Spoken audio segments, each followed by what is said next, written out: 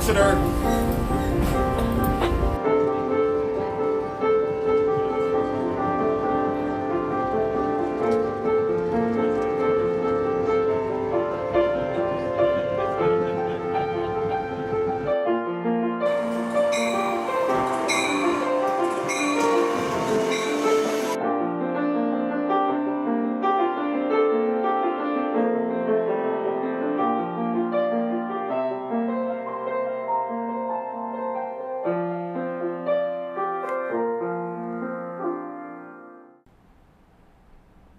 I'm Paul Nicholson. Welcome to Next Stop Exeter.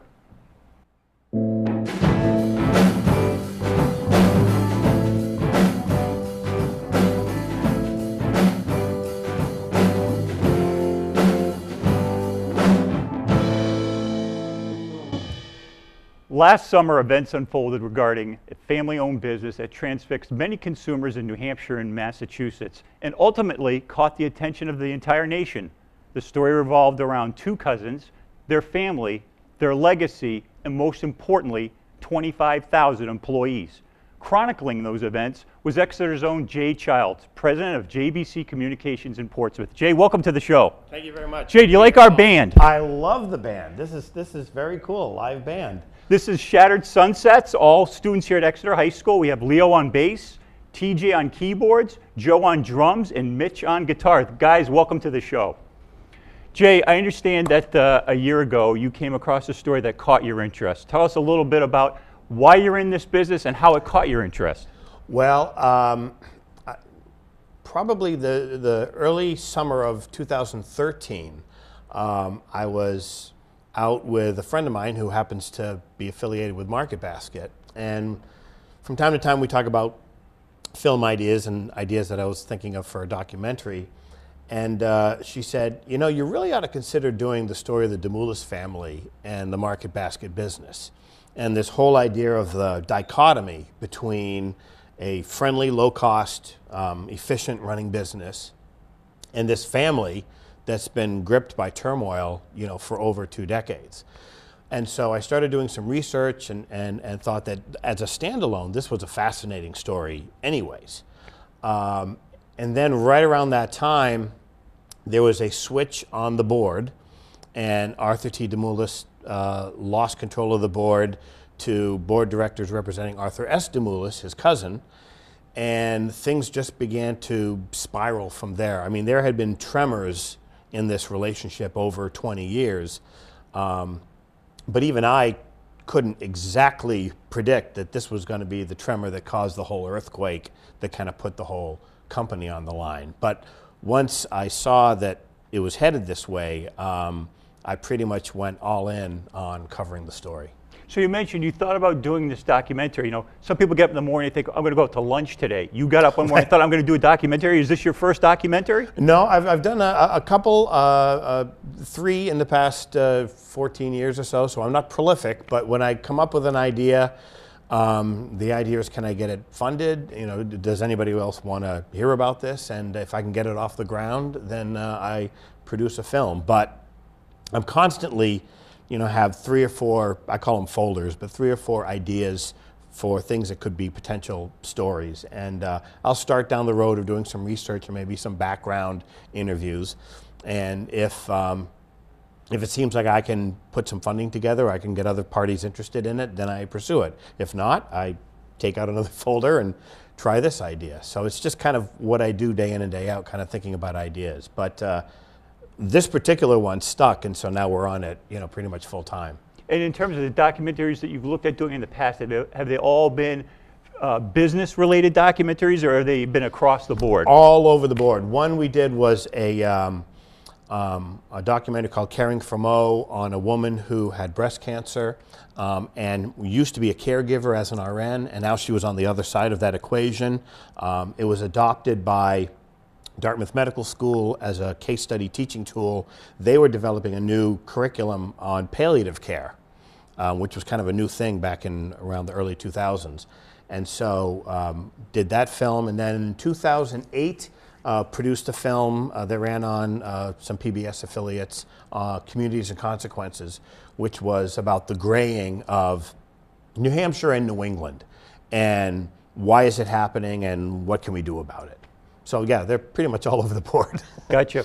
And so you had started filming this documentary last year. Do you find that when you do documentaries, is it easier to do it on a work in progress, so to speak, a current story, as opposed to doing a documentary on a topic that's already taken place? Ken Burns has made a lot of wonderful documentaries. The vast majority, if not all of them, have been about stuff that's occurred a long, long time ago. They've already played out. Yes, right. exactly. It is a completely different animal, but I can't say that one is easier to do than the other, because the challenge with this film, as a story that is still developing, I mean, even to this day, it's still developing, is you have to be in 5 different modes at the same time. So you're promoting and fundraising for the film, you're researching, you're shooting actual things, you're doing reporting and trying to stay up on the story, and you're beginning to edit what you've already put together. So you've got a lot of different areas to cover all at the same time. Take us a little bit through the timeline in terms of the actual initial film. You're very fortunate. You chose a topic that's relatively local and occurred over the summer. Sure. You know, I look at a labor dispute that took place with Fairpoint that occurred basically over the worst time of year that you possibly could. You know, right. It was difficult watching people picketing, standing in snowbanks. Sure, so you picked exactly. a great time to do this. Well, I'd like to think that I actually controlled the sequence of events, but I actually began most of my shooting in 2013 in the fall, and that's what really made the light bulb go off in my mind, when Arthur T. DeMoulis was attending a small rally that was protesting the fact that a soon-to-be-open store in Waltham, Mass. Had been mothballed and stopped progress on it since the board had shifted to his cousin. And a lot of people were speaking on a flatbed truck, and there were signs and everything. But when Arthur T. got out of the car, the descending of associates on him, and the reverence was somewhere between like a rock star and a papal visit. I mean, there was something about the way these folks connected with their boss that I was holding my camera over my head, and I'm like, there's absolutely something incredible going on here. I've got to find out more about what it is that makes these people so devoted to this person. So at that point in time, does a filmmaker have squatter's rights over a topic? You know, maybe I thought of making a movie about Titanic, and then I find out that James Cameron's making a movie about Titanic. So right. I said, I'm not going to do that. Right. But someone else might have made a movie about Titanic. Do you register a topic somewhere? Is there, you know, first come, first serve? Yeah, well, not real. I mean, it is, there's sort of a, you know, my goal and my intention, and I was kind of known by it for the market basket people as I was trying to gain access to the people who are actually leading this rebellion, is to just keep showing up. Like anything or any break or any new news subject, I would just drop what I was doing at work, hop into my truck and show up. So anybody else could be there as well. And there were some film, TV crews and people doing it, but there's no way of sort of putting your flag in the ground and saying nobody else can do any kind of a film on this subject. Take the financial crisis, for example. There were a number of different films that were produced on different aspects of the financial crisis that came. Now, some never saw the light of day, but others did, and they all kind of bring their own perspective to it. In terms of the finished product, you're still editing this film? We're doing 2 or 3 things at the same time. So there was some delay both in the ratification of the agreement, which didn't happen until December, and then sort of a back to work period with the executives who were involved in the dispute. Just recently, we've been kind of given the thumbs up to start talking with them. So we're doing interviews with the people who are at the heart of the story, the people who lived it and breathed it day in and day out, interviewing them, while at the same time going through all the footage that we shot over 40-plus days during the summer. Also, we went to Washington, D.C. The Secretary of Labor did a National Press Club event on the topic of Market Basket, and we were the only film crew allowed into a roundtable discussion that he then had afterwards with some business and labor leaders and social media people, and some of the Market Basket folks as well. So we're both editing right now. We're continuing to do interviews and follow the story, as it continues to develop. How are they coming back from, getting sale of the company to Arthur T, $1.5 billion? That's a big change from a company that had essentially $500 million in cash. So following, how that's happening as well. Yeah, you mentioned interviews with key people in this whole opportunity. I found that both protagonists in this story, for the most part, were at arm's length to the media. Has that changed in some way since this has all been resolved? Is Arthur T or Arthur S involved in some way more so with the film, or have they been pretty much at arm's length? We are in negotiations with the Market Basket executives to do an interview with Arthur T. He's still considering it. And we're working towards that. We're very hopeful that we are going to get, because even though we're sensitive to the fact that he wants his people to be the heart of the story, which they are, we have pretty unique access to the people who actually carried out this saga, and how do they do it, and what does it say about 21st century business? What does it say about, the New York Times called the Market Basket saga the last stand of the middle class. So the executives who were involved, customers, associates, they've all been willing to be interviewed and to talk. Arthur T we're still working on. Arthur S and many of the members of the other side, they just have not engaged at all. They didn't engage much over the summer either, but we're still working on it. We're still contacting them, offering them the opportunity to have their fair say as to what happened, because there's always another side. But we'll go with what we have. It seemed like when the story first came out, there was someone wearing a white hat and someone wearing a black hat throughout this story. But my sense is, as it came to a closure, there may have been two people wearing gray hats involved in that. Was that your sense coming away from this, or did you feel all the way through there was one side who maintained the white hat and one side that maintained the black hat? Well, there was certainly one side who got ahead of the narrative and got ahead of the story, and engaged more, than the other side did. I think the best way to put that is in terms of, people look at winners and losers, who won and lost in this. Yep. And if Market Basket had gone under, and there's really a sense that they were weeks away from potential bankruptcy, in a way everybody would have lost. Associates would have lost, Arthur S would have lost, Arthur T would have lost, everybody would have lost. Really, everybody won in this settlement in one way of looking at it, because Arthur T got control of the company, the associates had the business model that they had been loyal to and their leader back, and the Arthur S side were essentially bought out. I mean, they got their money. They got what they wanted, which was to be paid.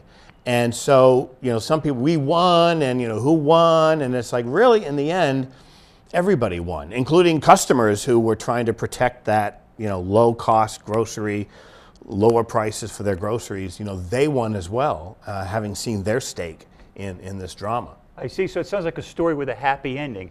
So what do you entitle this story? What's the name of the movie? The name of the story is, or the name of the film is Food Fight: Inside the Battle for Market Basket. And we titled it that because we are really taking an on-the-ground, we were on the ground covering the story as it broke for over 40 days during the summer and a little bit before that. And so there was no other film crew that spent nearly as much time covering every facet of the story, and also kind of gaining the trust, very slowly gaining the trust of the people involved in this to tell their story. So it's largely going to be the voices and the eyes of the people who lived it. I, as a filmmaker, I'm not Michael Moore. I'm not a type of filmmaker I don't want to be part of my film. I just want to tell the story, or I want the people who are involved to tell the story. So it's going to largely be through their voices and through their eyes. Well, we have an exclusive trailer of the upcoming movie. Jay, will I introduce our trailer? Sure. It's at this moment, it's a little bit more like a teaser, but I think what it really tries to tap into is the emotions and the drama that we witnessed as this saga played out. Okay. Well, enjoy Food Fight Inside the Market Basket story. Inside the Battle for Market Basket. Okay, thank you.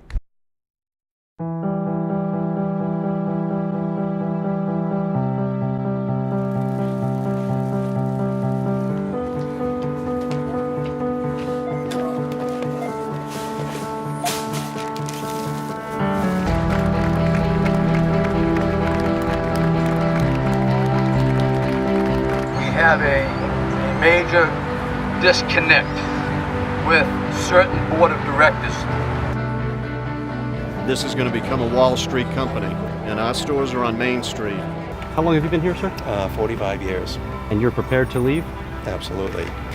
You know something, you want a permanent replacement, you start with me, all right? But I'll have a lot of guys next to me.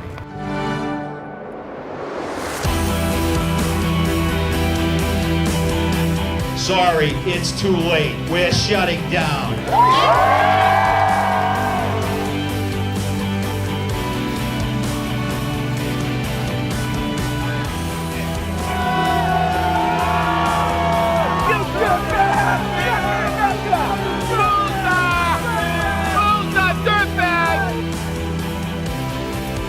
We'll be back.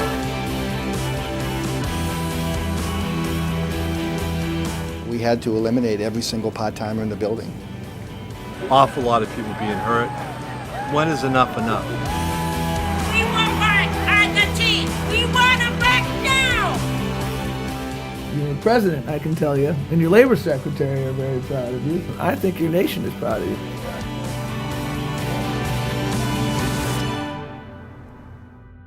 I love you. Love you too, Mary. Everything's going to be good.